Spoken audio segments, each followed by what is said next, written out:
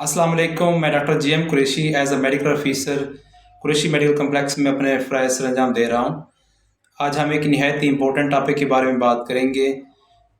Third generation सेफ़लोस्पोरिन यानी जो सेफ्ट्राज़ोन है, उसके बारे में हम बात करेंगे कि उसका जो यूज़ है आजकल रोज़मर्रा ज़िंदगी में काफ़ी बढ़ चुका है।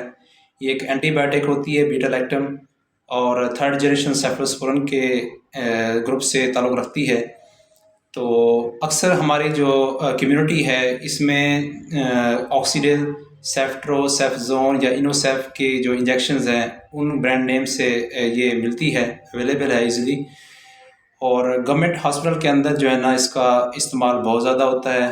हर पेशेंट को यही एंटीबायोटिक्स जो है ना वो दी जा रही होती है, और इसमें हमारे स्टाफ और डॉक्टर्स हजरात का भी कसूर नहीं है, क्योंकि गवर्नमेंट हॉस्पिटल के अंदर जो है ना यही जो एंटीबायोटिक्स है वो पीछे से यही एंटीबायोटिक्स आ रही होती है, तो फिर ये मजबूरी बन जाती है स्टाफ के लिए यही एंटीबायोटिक्स लगाना। लेकिन आज की वीडियो के अंदर हम इसी मौजू पे बात करेंगे कि जो सेफ्ट्राज़ोन है एंटीबायोटिक, वो किन कंडीशंस के अंदर जो है ना हम नहीं दे सकते पेशेंट को किसी भी सूरत में।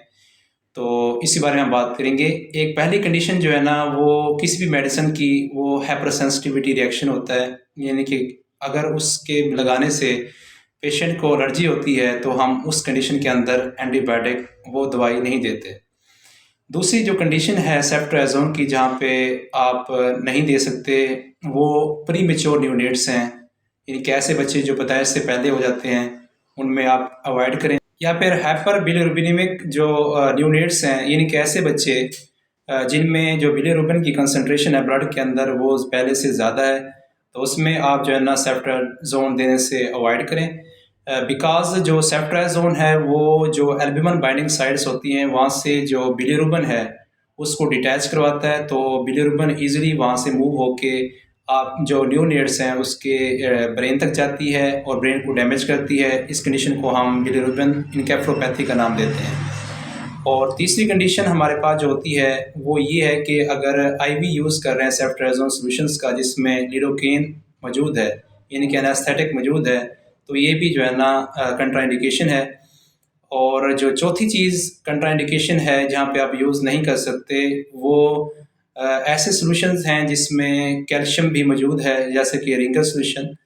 इसकी वजह ये है कि जो सेफ्ट्राज़ोन है वो कैल्शियम के साथ बाइंड होके जो कैल्शियम इसके क्रिस्टल्स बना देती है, जो कि बहुत ही डेंजरस हो सकते हैं। तो ये 4-5 कंडीशंस हैं जिसमें आप सेफ्ट्राज़ोन का इस्तेमाल नहीं कर सकते। तो ये एक पब्लिक मैसेज है, तो दूसरों तक इसको फैलाएं। So thank you so much.